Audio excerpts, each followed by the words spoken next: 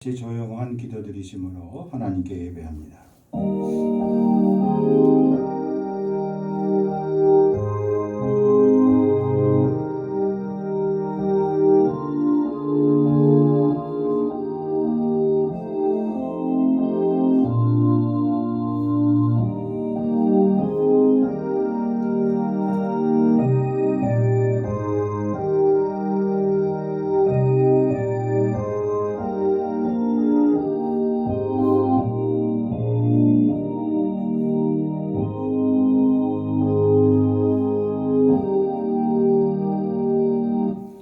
여호와께서 시온의 포로를 돌려보내실 때에 우리는 꿈꾸는 것 같았도다.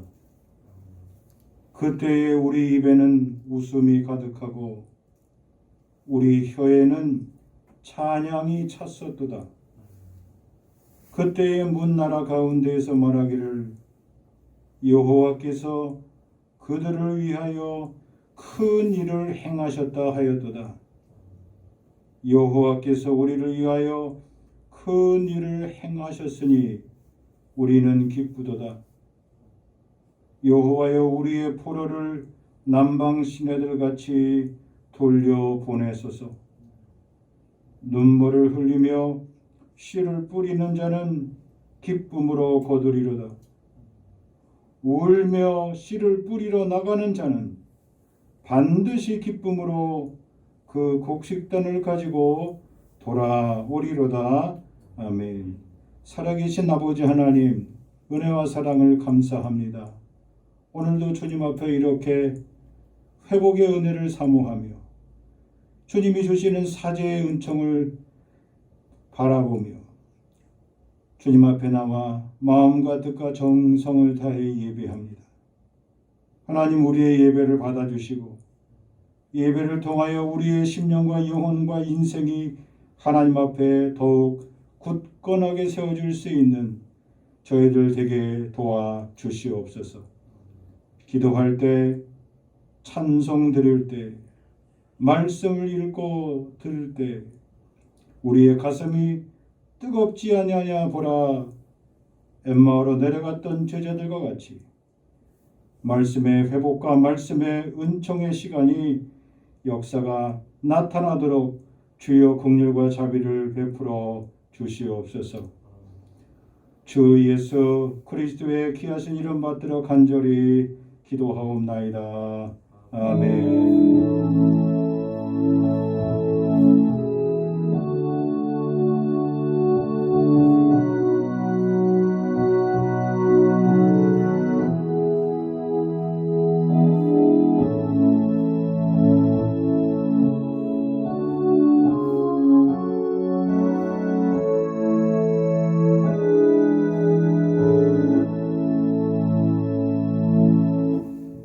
찬송 23장 부릅니다.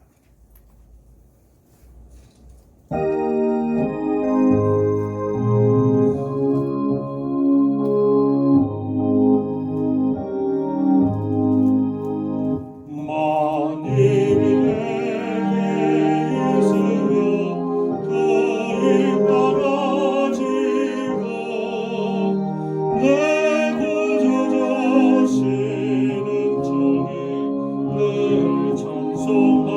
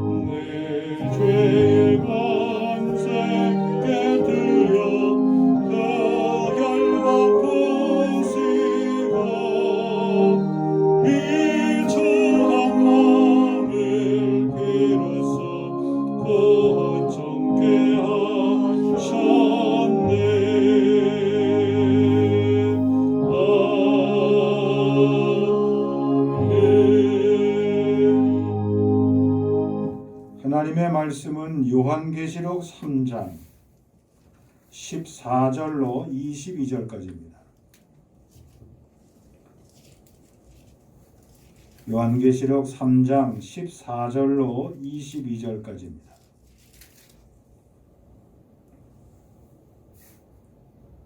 라오디게아 교회의 사자에게 편지하라.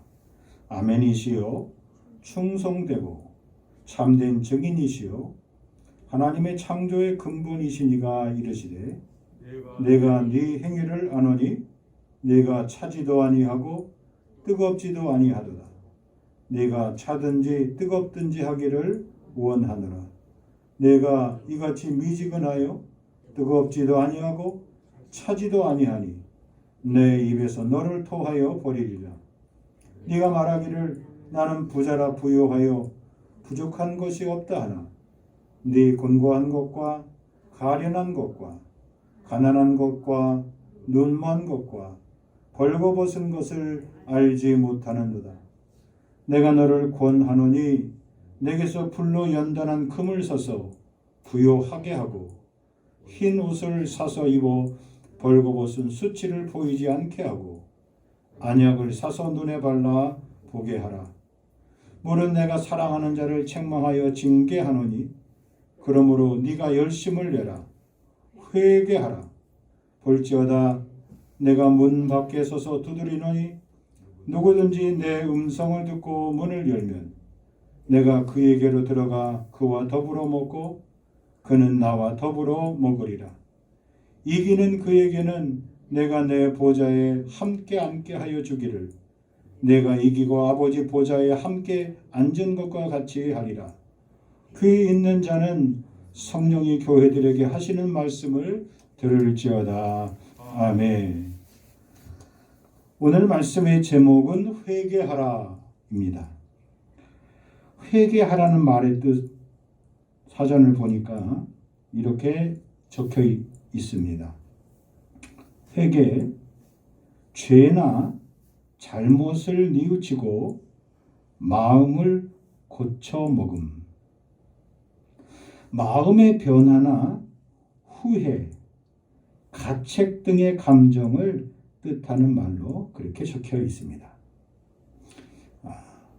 이 회개라는 말의 뜻은요, 우리가 메타노이아라고 보통 말하는데 인생의 길을 완전히 바꾸는 것을 말하고 있습니다. 여러분 구약의 맨 끝에 있는 말씀이 말라기죠, 그렇죠? 근데 말라기 맨 끝절에 나와 있는 말씀에 보면요, 이렇게 기록이 되어 있습니다. 말라기 4장 5절 6절 말씀입니다. 보라, 여호와의 크고 두려운 날이 이르기 전에 내가 엘리야를 너희에게 보내리니 그가 아버지의 마음을 자녀에게로 돌이키게 하고 자녀들의 마음을 그들의 아버지에게 돌이키게 하리라. 돌이키지 아니하면 두렵건대 내가 와서 저주로 그 땅을 칠까 하노라 하시니라. 이 말씀이 있어요. 말라기가 끝나고 난 다음에 400년 동안 신약 시대가 오기까지, 예수님이 이 땅에 오시기까지 그 시기를 우리가 신구약 중간 시대라고 얘기하고 보통 암흑시기라고 그렇게 말하기도 합니다. 그러니까 암흑시기, 하나님의 예언의 말씀이 더 이상 우리에게, 인간에게 주어지지 않았다는 것은 무엇을 뜻하고 있습니까? 사람들이 전혀 돌이키지 않는다는 거예요. 하나님께로 나아가지 않는다는 겁니다. 바벨론 포로에서 돌아왔던 예루살렘의 백성들이 예배를 잃어버리고 영적으로 타락한 상태에 놓여 있는데 그것을 말라기 선지자가 와서 돌이키라고, 회개하라고 회개의 말씀을 선포했죠. 그런데 아무도 그 말씀을 듣고 회개한 사람이 없었다는 겁니다. 한마디로 여기 아버지가 자녀에게로 돌이키고 자녀들이 아버지의 마음, 서로의 마음을 헤아리는 것처럼 하나님 앞에 그들이 돌아서지 않은 결과 그들은 결국 멸망의 길을 걸을 수밖에 없었다는 것입니다.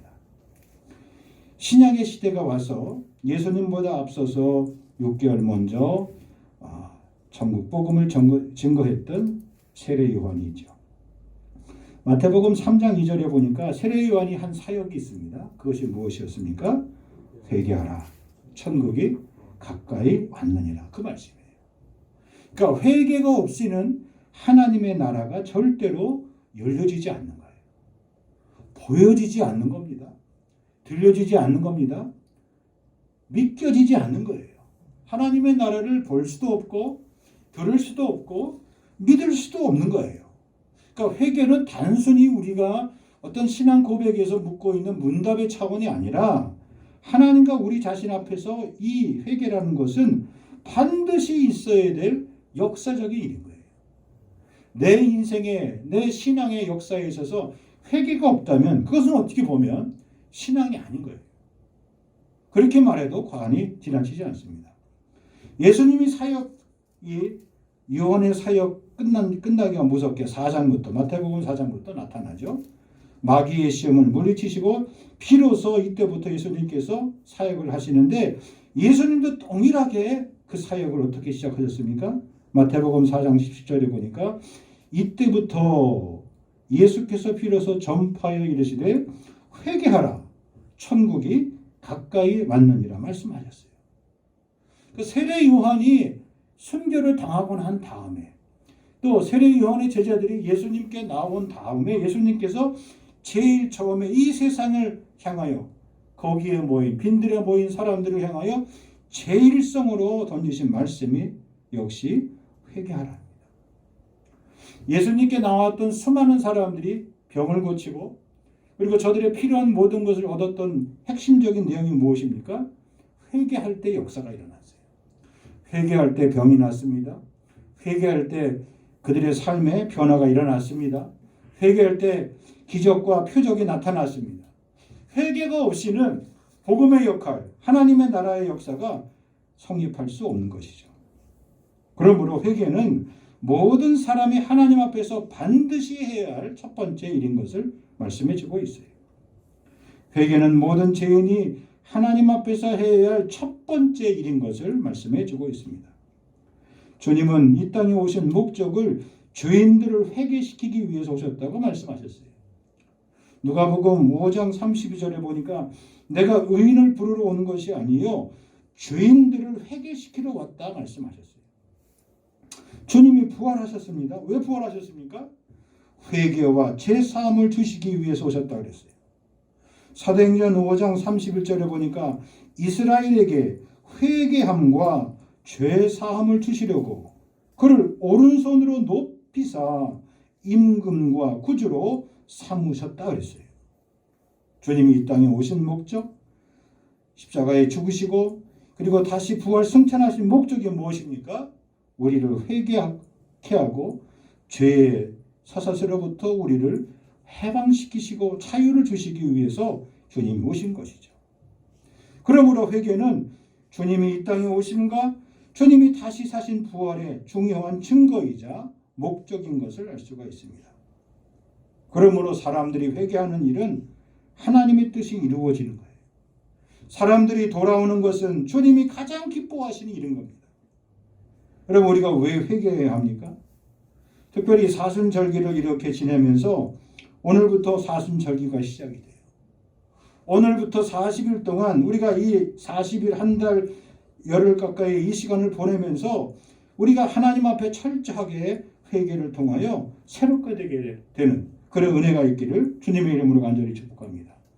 코로나 위기 속에 코로나 전국 속에서 대처하는 우리들에게 가장 필요한 자세가 무엇입니까? 지금은 회개할 때예요. 회개란 우리 자신의 지금까지의 삶을 다시 한번 돌아보는 거예요. 철저히 돌아보는 겁니다. 그리고 주님이 기뻐하시지 않는 일이라면 주님이 기뻐하시지 않는 우리의 삶의 경험과 습관이라면 과감하게 그것을 버릴 수 있어야 돼요. 제가 아침에 이렇게 간편식으로 뭘 먹다가 보니까 뭘 타다 먹는데 음식을 팠는데 냄새가 나고 뭐 맛이 이상해요. 그래서 자세히 이렇게 봤어요. 봤더니 유통기한이 한참 지난 거였어요. 나는 봤을 때 그냥 먹어도 괜찮을 것 싶어서 먹었는데 이거 먹으면 안 되겠더라고요. 버려야 되는 거예요. 여러분 우리가 영적으로도 마찬가지입니다. 우리의 지난날 아직도 하나님 앞에서 청산하지 못하고 정리하지 못한 것들 그거 틀켜잡고 부여잡고 살면은 절대로 하나님의 나라를 임할 수 없고 하나님이 우리에게 주시는 축복을 받아들이며 살기가 어렵습니다.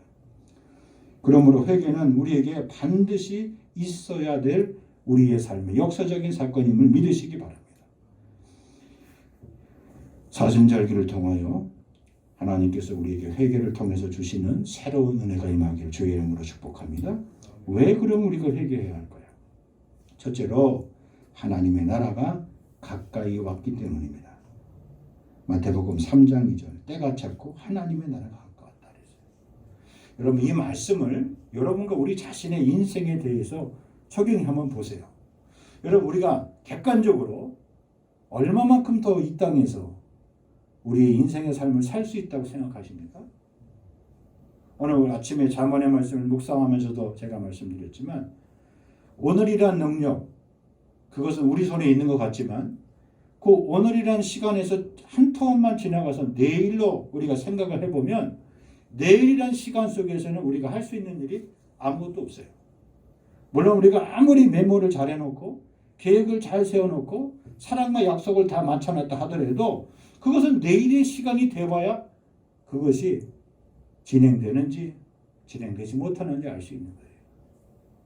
하루라는 시간도 우리 자신에게 있어서 마음대로 내 마음대로 쓸 수 있는 시간인 것 같지만 그렇지 못해요. 내가 부족해서도 아니고 내가 잘못해서도 아니지만 상대가 그럴 수 있고 환경이 그럴 수 있고 그리고 조건이 그럴 수 있어서 그것이 내 의지와 무관하게 한없이 연기될 수 있는 거예요. 당장 쓰겠다고 했고 당장 계약하겠다고 했고 당장 사겠다고 했던 사람이 단지 10분, 1시간, 서너 시간 지나서 미안하게 됐다고 죄송하게 됐다고 못 가게 됐다고 다음으로 미루게 됐다고 여러분 우리 인생에 벌어지는 일들을 우리가 얼마만큼 수없이 경험하고 있습니다. 우리는 만물의 마지막이 우리 인생에 있어서 정말 점점점 시간이 이렇게 주어졌음을 때가 얼마 남지 않았음을 우리가 실감하며 살고 있습니다. 별로 시간이 그렇게 많지 않아요. 하물며 그 짧은 시간 동안 그 기회 동안 하나님 앞에 하나님이 기뻐하신 일 하나님의 나라에 합당한 일들을 우리가 하는 일에 기회가 얼마나 있겠어요. 여러분 코로나 위기를 통해서도 마찬가지입니다. 누구든지 두 가지 반응을 보일 수 있어요. 이럴 때일수록 믿음이 더 굳건해지고 믿음을 더 잘 연단하는 사람이 있는가 하면 이럴 때일수록 믿음의 자리에서 점점 밀려나는 경우도 많이 보게 됩니다. 기억하셔야 돼요. 오늘 이 코로나 시대에 우리가 전적으로 사순절기를 보내면서 기억해야 할 것은 때가 찼고 하나님의 나라가 우리에게 점점 가까이 오고 있어요. 회개하라는 말씀은 다른 말씀으로 드리면 우리가 영적으로 정신을 차려야 되는 거예요. 긴장할 수 있어야 되는 겁니다. 여기 회개하고 복음을 믿어야 한다는 이 과정을 잘 기억하세요. 복음을 먼저 받아들이면 회개해야 된다. 그런 내용이 아닙니다. 여기 순서를 보세요. 회개하고 복음을 믿으라는 거예요. 회개가 없는 은혜, 회개가 없는 축복, 회개가 없는 복음이 우리 눈앞에 잠시 보일 수는 있어요. 그러나 진정한 의미의 회개가 없는 복음은 있을 때가 있을 수 없는 겁니다. 회개해야 우리가 주님을 만날 수 있는 거예요. 회개해야 우리가 주님 앞에 은혜의 보좌 앞에 담대히 나갈 수 있는 거예요. 회개해야 주님의 이름을 자신 있고 그리고 분명하게 부를 수 있는 거예요. 여러분 뭔가 우리가 잘못할 경우에는 부모님 앞에 나아가지 못하죠. 부모님의 이름을 찾지도 못하고 부르지도 못하죠. 쉽게 말씀을 드리지도 못하죠. 전화드리기도 주저하고 머뭇거리죠. 왜 그렇습니까? 내가 부모님께 뭔가 잘못한 것이 있으니까 부모님이 찾아도 불안한 것이고 내가 부모님 앞에 나아갈 엄두를 못 내는 거예요. 동일한 겁니다. 때가 찼고 하나님의 나라가 가까이 왔기 때문에 우리는 하나님 앞에 회개할 수 있어야 합니다. 두 번째로 왜 회개해야 합니까? 회개는 주님의 명령이기 때문에 그렇습니다. 제자들이 권능을 받아서 둘씩 각 마을에 돌아다니면서 복음을 전하게 되었습니다. 제자들도 복음을 전할 때 그들이 첫 번째 마을 사람들에게 마을에 들어가서 전했던 첫 마디가 무엇입니까? 회개하라였어요. 마가복음 6장 12절 이하에 보니까 제자들이 나가서 회개하라 전파하고 많은 귀신을 쫓아내며 많은 병자에게 기름을 발라 고치더라. 할렐루야. 여러분, 우리가 이 땅에서 살아갈 우리의 인생의 삶 가운데서 가져야 될 복음이에요. 다른 복음이 없어요. 예수님을 믿는 믿음 없이 구원의 역사가 없듯이 회개 없는 회심은 일어날 수 없는 겁니다. 성립할 수 없는 겁니다. 성령의 충만함 없는 거듭남 없고 참된 회개 없는 영혼의 정결함이 있을 수 없는 것과 마찬가지인 거예요. 그러므로 우리는 기회를 얻기만 하면, 때를 얻기만 하면 내가 하나님 앞에 고쳐야 될 것이 무엇일지, 버려야 될 것이 무엇일지, 하나님 앞에 더 가까이 나갈 것이 무엇인지에 대해서 늘 돌아보는 것, 그것이 회개에 합당한 삶을 사는 겁니다. 우리가 이 땅에서 진정 하나님의 백성으로, 하나님의 사람으로 힘나게, 그리고 멋지게, 그리고 당당하게 숨쉬며 살 수 있는 길은 회개에 합당한 삶을 사는 길 외에 다른 길이 없습니다. 회개가 이루어져야 거룩에 되게 정결의 삶을, 그리고 성화의 삶을 살 수 있는 겁니다. 바울은 사도행전 17장에서 이렇게 말합니다. 사람들이 알지 못하던 시대에는 하나님이 간과하셨거니와 이제는 어디든지 사람에게 다 명하사 회개하라 하셨으니, 이렇게 말씀하고 있어요. 주님은 유대인이든지 이방 사람이든지 모두에게 회개하라고 명령하셨다는 거예요. 회개를 거부하는 것은 참으로 하나님의 명령을 거절하는 것과 마찬가지인 겁니다. 오늘날 이 시대에 많은 사람들이 하나님이 어디 있냐고 무신론에 빠지고, 그리고 하나님을 믿지 않는 불신의 삶을 사는 것은 근본적으로 하나님의 명령, 회개하는 것과 복음을 믿는 것을 거부하는 셈이 되는 것입니다. 사람들에게 좋은 말로 권하고 좋은 종교에 들어올 것을 말하는 그런 통과의 의식이 회개가 아닌 거예요. 회개는 바로 준엄한 우리 주님의 명령인 것입니다. 바울이 환상 중에 주님을 만나 뵙고 그는 그 자신의 삶을 하나님을 향하여 복음 사역에 일생을 다 바쳤습니다. 사도행전 26장 20절에 보니까 자기의 삶의 고백을 이렇게 하고 있습니다. 먼저 다메섹과 예루살렘에 있는 사람과 유대 온 땅과 이방인에게까지 회개하고 하나님께로 돌아와서 회개에 합당한 일을 하라 전함으로. 바울이 그렇게 자기 자신의 삶을 회고하고 있는 겁니다. 여기서 기억할 것도 회개하고 하나님께로 돌아왔다는 거예요. 회개 없이 주님께로 돌아올 수 없다는 겁니다. 진정으로 돌아올 수 없다는 겁니다. 여러분, 세상에서도 회개하는 사람을 향하여 돌파문을 지고 비난하고 그러지 않습니다. 한두 번 잠시는 그렇게 비난을 할 수 있어요. 그러나 진정으로 자기의 잘못을 용서를 구하고, 그리고 다시는 그런 일을 하지 않으면 사람들은 다 용서해 주게 돼 있어요. 다 덮어주게 돼 있어요. 여러분, 요즘 최근에 우리 방송에서 여러 운동선수들, 여러 연예인들이 방송에서 이렇게 스타가 됐다가 하루아침에 무너지는 경우를 우리가 자주 접합니다. 왜 그렇습니까? 인간의 삶이, 자기가 한 그런 나쁜 행동이 사람들이 모를 거라고 생각하죠.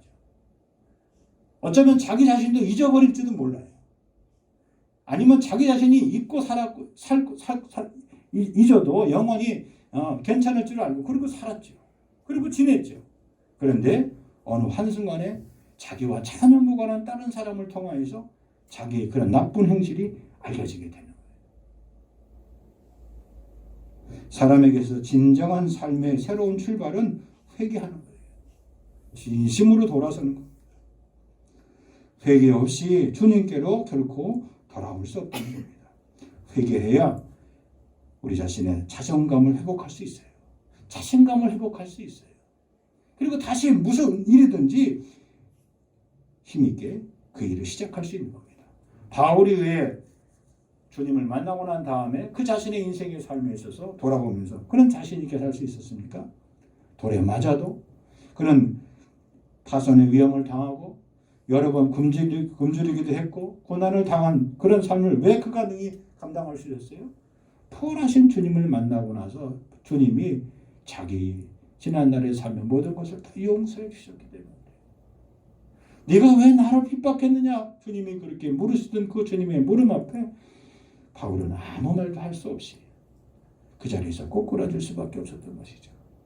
그리고 그의 길을 완전히 바꿀 수 있었던 거예요. 핍박자의 길에서 그리고 순교자의 길로 하나님께 순종하는 삶의 길로 그의 인생의 걸음을 바꿀 수 있었던 거예요. 그래서 그는 그의 삶 속에서 무엇을 찾게 되었습니까? 하나님을 향한 사랑과 열심을 회복할 수 있었어요. 내가 지난날 유대교에 지나치게 열심히 있었다 그랬잖아요. 사람에 대한 열심, 사연에 대한 열심, 어떤 욕망에 대한 열심이 아니라 그리스도께 붙잡힌 바 된 그것을 가지고 그리스도를 위하여 그리스도의 사람이 된 거예요. 그래서 바울은 모든 편지 가운데서 제일 처음에 뭘 얘기하고 있습니까? 하나님의 종, 예수 그리스도의 종된 나 바울, 그리스도의 종이요, 그리스도의 사람으로 예수 그리스도의 은혜, 그리스도의 은혜가 너희 무리에게 함께 있을지어다. 그리스도를 앞세웠어요. 그리스도와 십자가 외에는 내가 더 이상 알지 않기로, 자랑치 않기로 그는 그렇게 다짐하게 된 겁니다. 이런 참된 의미에서 주님의 명령에 순종할 수 있기를 바랍니다. 세 번째, 우리는 왜 회개해야 합니까? 영적 싸움의 능력을 잃어버리기 때문에 그렇습니다. 특별히 오늘 말씀은 교회에 주신 말씀이에요. 계시록 2장 16절에 보면 그러므로 회개하라. 그리하지 아니하면 내가 내게 가서 내 입의 검으로 그들과 싸우리라. 여기 초대교회 7교회에게 주신 말씀 가운데 특별히 버가모 교회에게 주신 말씀이 2장에 나오고 3장에는 라오디게아 교회에 주신 말씀입니다. 여러분 교회에도 회개할 것이 있는 것이죠. 여기 계시록 2장에 나왔던 버가모 교인들은 주님의 이름을 굳게 붙잡고 순교자가 나왔던 아주 믿음이 좋았던 교회예요. 그런데 그런 교회에서도 회개할 것이 있었다는 거예요. 발람의 교리를 따라서 우상 숭배와 음행의 죄악을 범했던 교인들도 있었고요. 니골라당의 교리를 받아서 교회 내에 계급을 만들고 그리고 교회의 생명력을 스스로 자신들이 잃어버리게 되는 그런 어리석음을 범하기도 되었습니다. 여러분 우리가 회개에 집중하지 못하면 회개하지 않으면 주님께서 친히 자신의 입에 말씀 성령의 검으로 싸우시겠다고 그렇게 말씀하고 있습니다. 교회에서 악한 교리에 대적하여 싸우지 못하고 스스로 용납하고 물러나게 될 때 주님은 책망하시고 회개하라고 그렇게 말씀하고 있습니다. 주님께로부터 책망을 듣고도 회개하지 못하면 영적 싸움에서 백전백패할 수밖에 없는 것이죠. 말씀의 검을 사용치도 못하고 믿음의 방패를 들지도 못하고 내가 지금 서 있는 곳이 영적으로 가장 최전선에 있음을 잊어버리게 돼요. 여러분 싸워야 할 것과는 친구처럼 지내고 잘 지내고 또 사랑하며 섬겨야 할 이웃들과는 다투고 싸워버리는 어처구니 없는 일들이 벌어지게 되는 거예요. 우리가 조심할 수 있어야 돼요. 넷째로 왜 우리는 회개해야 합니까? 첫사랑과 첫 믿음을 잃어버렸을 때 회개할 수 있어야 돼요. 사람은 한결같이 자신이 가는 믿음의 길을 끝까지 가면 얼마나 좋겠어요.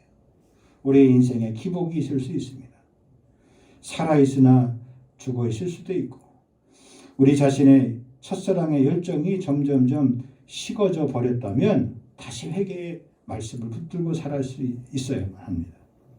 계시록 3장 3절을 말씀해 보니까 그러므로 내가 어떻게 받았으며 어떻게 들었는지 생각하고 지켜 회개하라는 거예요. 하나님의 말씀을 어떻게 받았으며 하나님의 말씀을 어떻게 들었는지 네가 생각하고 지켜 회개하라. 만일 일깨우지 아니하면 내가 도둑같이 이르리니 어느 때에 내게 이르는지 내가 알지 못하리라 말씀하고 있습니다. 징계를 받았을 때도 때로 우리가 죄를 범하여서 하나님께로부터 책망을 받을 때에도 회개할 수 있어야 돼요. 여러분 사랑하는 사람에게 매를 드는 것이죠. 징계하는 것이죠. 책망하는 것이죠. 다시 열심을 내라고 다시 은혜의 자리에 나오라고 주님이 우리에게 회개의 말씀을 주시는 것이죠. 히브리서 12장 6절에 보니까 주께서 그 사랑하시는 자를 징계하시고 그가 맏아들 되시는 이들마다 그가 받아들이시는 아들마다 채찍질 하심이라는 거예요. 사랑하는 자를 징계하고 그가 받아들이는 자들마다 채찍질 하신다는 거예요. 징계는 바로 잡음을 위해서 하는 수단이고요. 바로 잡게 되므로 하나님의 의로움과 평강의 열매를 맺게 되는 겁니다. 우리가 때로 나쁜 생각, 때로 나쁜 행동을 했을 때에도 즉시로 회개할 수 있어야 돼요. 다윗은 자신의 행동 가운데 허리라도 죄인 줄 알고 그리고 자신이 바로 그 죄인임을 나단 선지자가 지적할 때 그 즉시로 하나님 앞에 눈물로 회개했습니다. 죄인 줄 알면서도 무심코 넘기거나 대충 떼우며 넘어가는 경우가 있는데 이것은 결국 우리의 영적인 능력을 다 갉아먹게 됩니다. 마귀의 올무가 되고 우리의 인생의 죄의 쓴뿌리로 남게 되어서 나도 괴롭고 다른 사람도 괴롭히는 결과를 갖게 됩니다. 그러므로 우리는 때를 따라 진심으로 회개할 때 하나님께서 주시는 은혜와 축복을 온전히 받아 누리며 살 수 있는 겁니다. 그러므로 우리가 죄에 대해서 하늘의 은혜와 진정한 회개의 삶을 살 때 주님은 우리에게 놀라운 회복의 복을 주십니다. 어떤 복을 주십니까? 첫째로 하늘의 기쁨을 회복시켜 주십니다. 누가복음 15장에 보면 회개하는 죄인 한 사람으로 인하여서 더 큰 기쁨이 있다고 그랬어요. 한 사람이 회개하면 하나님의 사자들 앞에서 기쁨이 배가 된다고 그랬어요. 그럼 우리가 진정으로 사람이 바뀌면, 사람이 변화되면 그 주변에 놓여 있는 사람들, 그 함께한 가족들이 얼마나 그들의 삶에 기쁨이 됩니까? 한 사람이 정신을 차리면, 한 사람이 바른 길로 돌아오면, 한 사람이 믿음의 사람으로 회개하고 새롭게 되면 그것은 모든 사람에게 희망을 주는 거예요. 기쁨을 주게 되는 겁니다. 고통에서 벗어나는 자유와 기쁨을 얻게 됩니다. 복되신 말씀을 따르려고 날마다 주님 앞에 나아가는 기쁨이 하늘의 기쁨이 있는 겁니다. 세상이 줄 수도 없고 알 수도 없는 놀라운 기쁨이 샘솟게 되는 것입니다. 이런 은혜의 축복이 여러분에게 임하기를 주의 이름으로 간절히 축복합니다. 두 번째, 우리가 진심으로 회개할 때 우리의 삶이 새로워집니다. 하나님은 우리 자신이 날마다 새로워지기를 위해 하나님 내게 정직한 영을 부어달라고, 새 영을 부어달라고, 하나님의 은혜의 영을 부어달라고, 성령의 충만함을 부어달라고 그렇게 기도하게 됩니다. 우리는 또 하나님 앞에 회개할 때 용서의 기쁨을 누리게 됩니다. 누가복음 17장 3절 이하에 보니까 주님은 용서함 받아야 할 우리 이웃들에게 용서해 줄 수 있는 은혜를 주십니다. 죄를 범한 사람에게 얼마만큼 용서해 줘야 되냐고 제자들이 물을 때 예수님께서 하신 말씀이죠. 7번까지 용서해 줘야 됩니다. 70번씩 7번이라도 용서해 주라는 거예요. 여러분, 우리가 남에게 용서해 줄 수 있다는 것은 뭘 의미하고 있습니까? 많은 사람들을 용납하고 많은 사람들을 내 사람으로 만들 수 있는 은혜가 있는 거예요. 사람을 얻을 수 있는 거예요. 사람들이 진정으로 관심과 존경과 사랑을 받게 되는 거예요. 여러분, 세상에서 사람을 얻는 것보다도 귀한 것이 어디 있어요? 오늘 많은 사람들은 사람보다 돈을 먼저 얻으려고 해요. 여러분, 돈이라는 것은 우리가 얻을 수도 있겠지만, 잠시 얻을 수 있겠지만, 진정으로 나를 위해서 생명을 바칠 수 있는 사람을 얻을 수 있다면 그거보다 귀한 것이 어디 있겠어요? 내 주변에 손가락으로 꼽을 수 있을 정도의 많은 사람들, 나와 인생을 함께 논하고 나와 함께 살고 나와 함께 죽을 수 있는 그런 사람을 얻을 수 있다면 세상에 부러울 사람이 어디 있겠어요?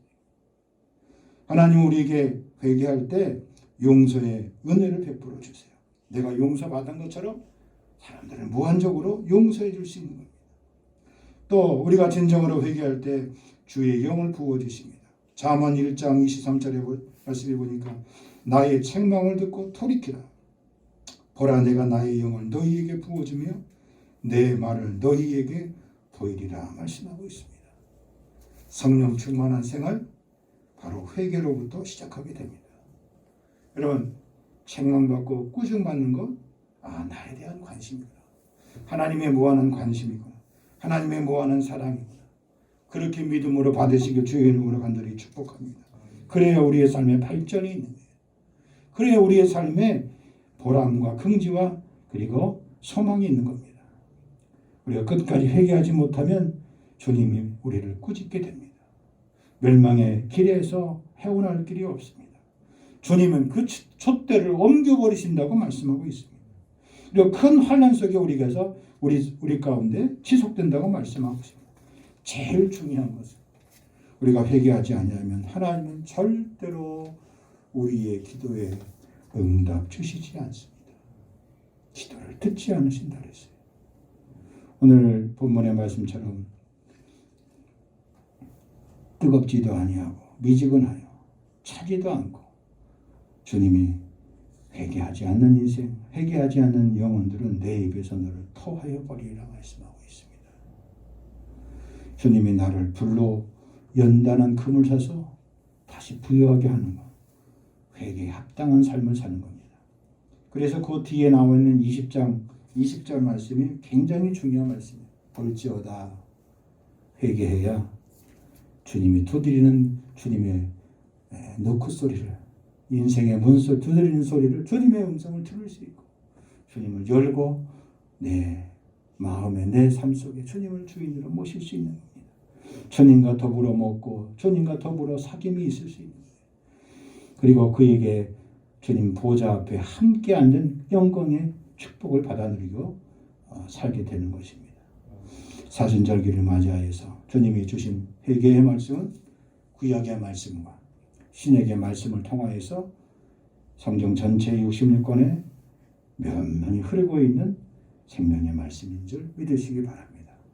회개에 합당한 열매를 맺으며 사순절 기간 동안 놀라운 하나님의 은혜를 체험할 수 있는 귀한 성도들이 꼭 다 되시기를 주의 이름으로 간절히 축복합니다. 아버지 감사합니다.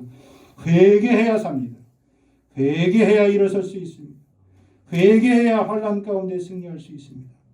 주님의 음성이 들리는 대로 나아가서 회개의 자리, 은혜의 자리, 회복의 자리, 축복의 자리로 삼게 하여 주옵소서. 예수님의 거룩하신 이름 받들어 간절히 기도하옵나이다. 아멘. 250장 부르면서 원합니다. 250장.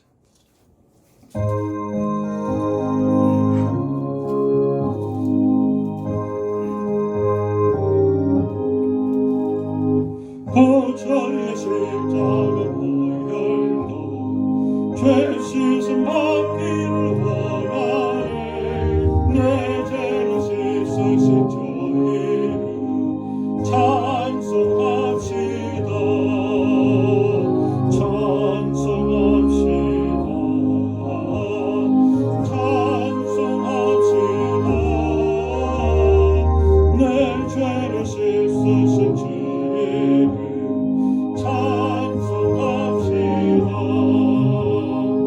죄악을 속하여 주신 주 내 속에 들어와 계시네.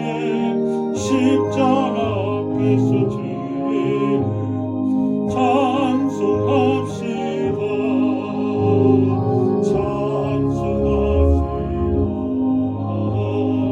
찬송합시다.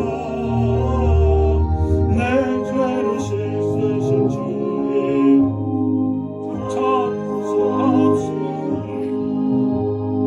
저 앞에 흐르는 생명수 날 씻어 정하게 하시네. 내 깊은 정성을 다하여 찬송합시다. 찬송합시다. 찬송합시다. 내 죄를 씻으신 주 찬송합시다. 내 짙게 회개한 영혼이 생명수가 내게 젖었네. 흠없고 순전한 주 이름 찬송합시다. 찬송합시다. 찬송합시다. 내 죄를 씻으신 주 이름 찬송합시다.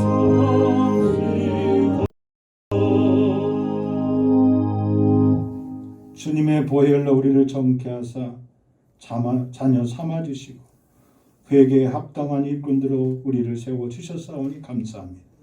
10일과 감사와 주일 선교 예물로 드리며 있는 처세에서 하나님을 향하여 마음과 뜻과 정성을 다하여 영과 진리로 예배하는 복된 심령들 축복하여 주시고 하늘의 신령한 것과 이 땅에 기름지고 존귀한 것으로 성도의 삶이 코로나 위기 속에서도 영부흥 부흥되며 아버지 하나님 성장할 수 있는 믿음의 부유함의 주인공들 되게 주님 축복해 주시옵소서.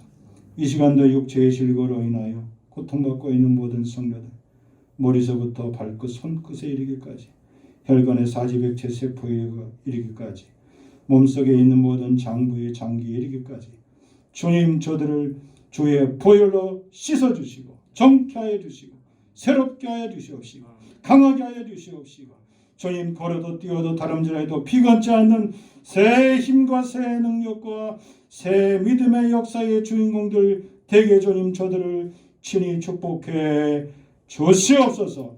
이제는 부활 생명 되신 주 예수 그리스도의 은혜와 아버지 하나님의 크신 사랑하심과 성령의 위로와 교통케 하심이 회개에 합당한 일꾼으로 살아가며 이 땅에서 주님의 부름받은 일꾼으로 승리하는 삶을 살기를 소망하며 나아가는 심령 위에 생애 위에 가정 위에 직장 위에 일터 위에 사업장 위에 학업 위에 장래 위에 계획 위에 경영하는 모든 일들 위에 흩어져 있는 모든 성도들의 삶의 현장 위에 세우신 교회 위에 길이 함께하여 주시옵기만을 간절히 축원하옵나이다. 아멘.